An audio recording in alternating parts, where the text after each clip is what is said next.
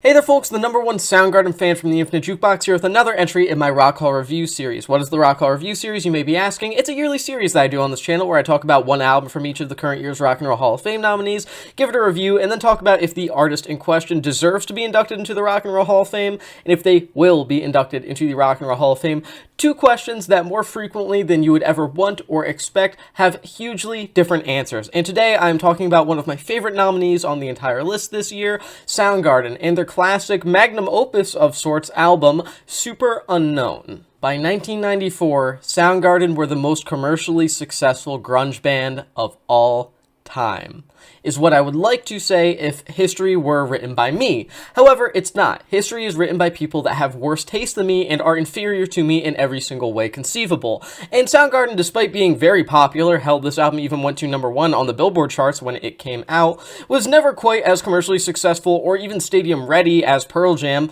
nor did they have the total grip on popular culture that Nirvana did. And while you could say that they were somewhat more successful than Alice in Chains, arguably the least popular, albeit highly beloved band that makes up the big four of grunge, Nirvana, Pearl Jam, Soundgarden, Alice in Chains, Soundgarden still never really fully got their credit that they deserved at the time, at the very least. And Superunknown is, in my opinion, one of, if not the very best of the grunge boom of the early 90s, not only because it represents the darkness and edginess of the genre to the best of its ability, maybe better than any other record that came out throughout the early 90s ever did, but also because I feel like it's one of the most ambitious, diverse, and sonically cohesive yet daring records that came out of grunge in general. I'm sorry to all of the Nevermind lovers out there, all of the 10 lovers out there, even all of the Dirt lovers out there. All great records, amazing albums, of course, except 10 because fuck Pearl Jam. But at the same time, I really do think that Superunknown is maybe the most definitive grunge album for me personally. Not only because Soundgarden were an amazing band and this is them at their absolute peak,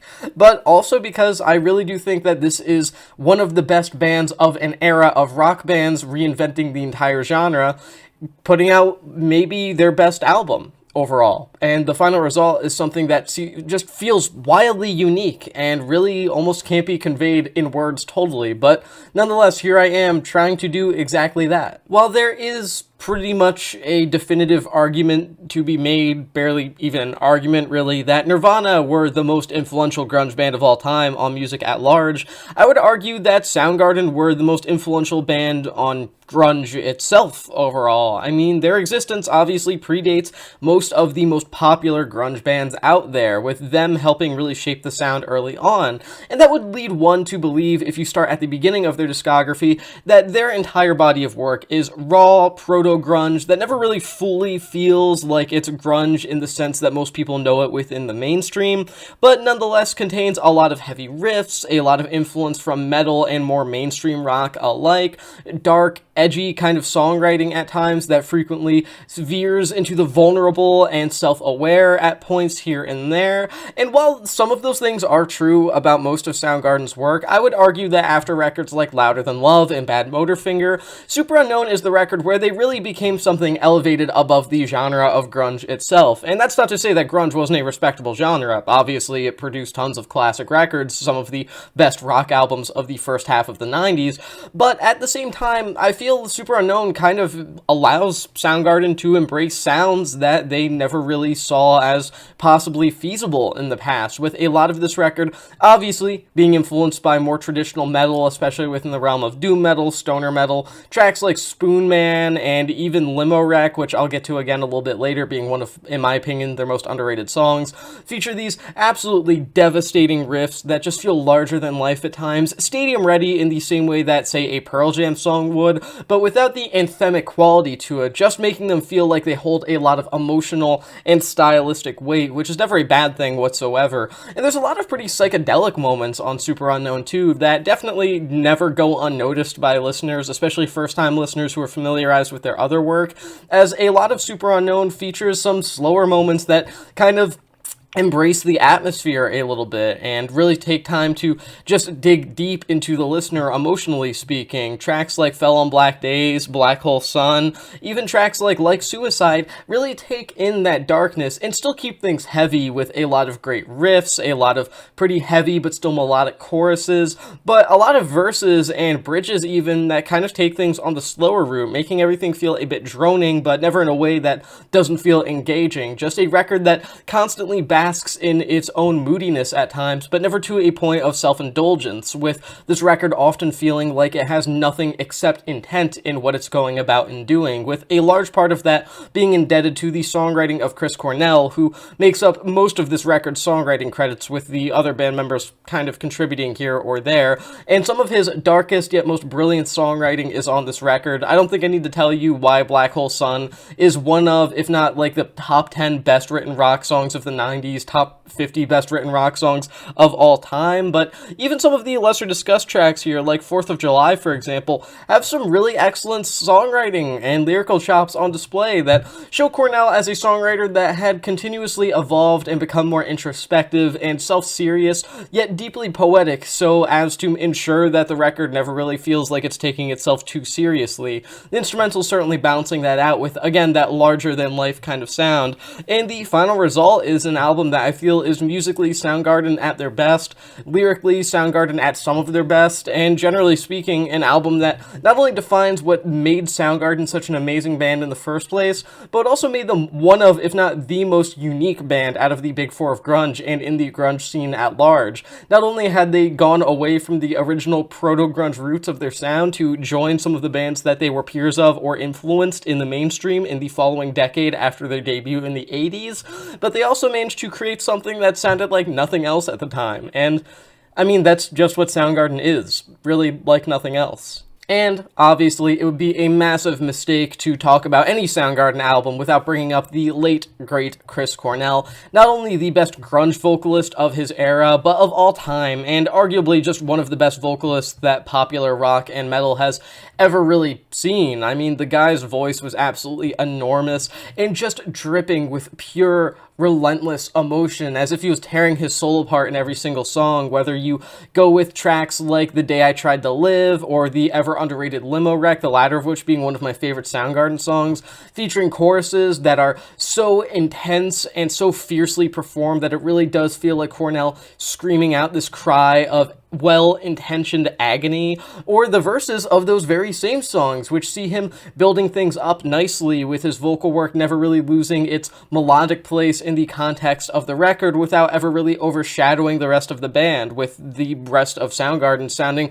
absolutely phenomenal here as well, with the strange tunings and the heavy, dense riffs, the really steady rhythm section, and sometimes pretty peculiar bass lines throughout. Really, I have nothing but good things to say about Superunknown, unsurprisingly, because not only is this the peak of one of grunge's greatest acts, but it's also the peak of one of the greatest movements in popular rock music history. Sure, grunge pretty almost immediately after its initial popularity and after the death of Kurt Cobain became somewhat of a laughingstock, and I mean, rightfully so, we wound up with Puddle of Mud after this in only a few years. I can see why people would like to mock it in the modern day, but really for a few years there, it did feel like some bands were completely changing the world in terms of popular music and how dark popular music could outright be, and one of those bands that certainly challenged those norms was Soundgarden. Not only the norms of mainstream pop culture, but the very norms that grunge had started to set for itself by 1994. I'm going to give this record 4.5 stars out of 5.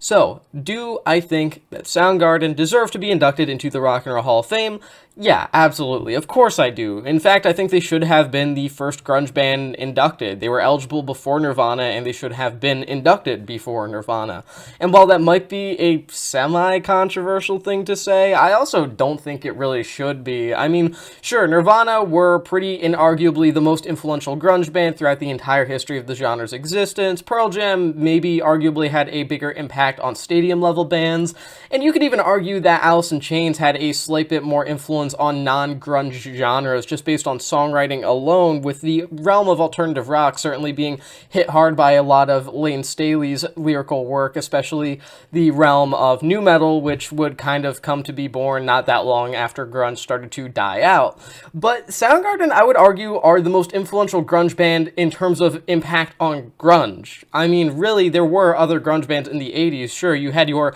Green Rivers, you had your Mudhoneys, but Soundgarden really shaped the sound that people associate with the genre at large, and without them, there really is no grunge boom. I mean, obviously, bands like Nirvana or Pearl Jam probably still would have gotten popular. I mean, the world definitely needed those kind of bands at that point, but as a whole, I don't necessarily think they would have sounded exactly the same without Soundgarden, especially Pearl Jam and Alice in Chains and Stone Temple Pilots, among a number of others. Soundgarden really did lay down the distinctive sound that we associate with grunge. Those really heavy, down-tuned riffs, those really emotional, deeply pained vocals, those dark lyrical topics, those heavy rhythm sections that were just as influenced by punk as they were by mainstream and popular metal bands. It just makes for a record that feels here as doom metal as it is just pure unbridled punk. And I feel like that's a descriptor that can be applied to not just this record, Superunknown, but really Soundgarden's entire career. A band that arguably, in my eyes, felt more anthemic and emotional than Pearl Jam, had greater songwriting than Alice in Chains. I still love you, Alice in Chains, I'm sorry. And were a little more punk in terms of pure spirit than Nirvana, and that's saying a lot, trust me. And as someone that has a very big appreciation for this particular era of popular rock music, I feel pretty okay with saying that Soundgarden, despite not being the most commercially successful or even critically acclaimed, are without a doubt, in terms of the development of the genre itself, and not really talking about outside of it, the most important. Now, do I think that Soundgarden will be inducted into the Rock and Roll Hall of Fame? That's kind of a very difficult question to answer. On one hand, Soundgarden are one of the only true through and through rock bands on the list this year. I mean, sure, you have your Bad Company as a classic rock pick, you have some bands like Fish that are on here and are undeniably rock bands in the sense of the genre's term, but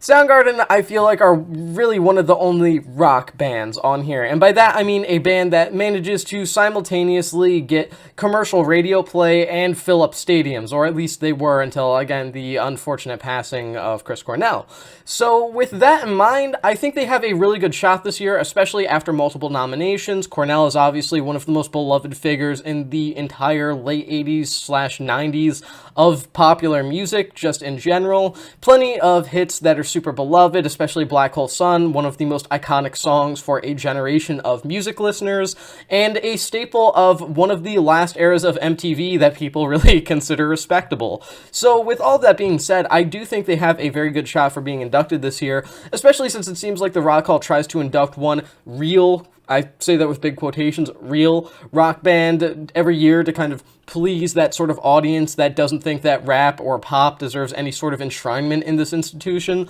And with that in mind, I don't know, I think they have a pretty good shot. More popular than some bands like Joy Division and New Order, more commercially successful than them, more critically acclaimed than some artists on the list this year like Joe Cocker and Fish and Bad Company, and generally more iconic than a couple of the artists on the list this year like Chubby Checker and Mana. And I think that results in a semi-clear path of induction for them. No guarantees, but I think that this is probably the best shot they've ever had at getting inducted compared to their previous couple of nominations. So I think that's a good sign. If not this year, then very soon, I'm sure. And who knows, maybe that'll finally lead to an Alice in Chains nomination. We can dream. And with that being said, that is the end of this entry in the Rock Hall Review series. Thanks for watching the Infinite Jukebox, and I'll see you in the next one.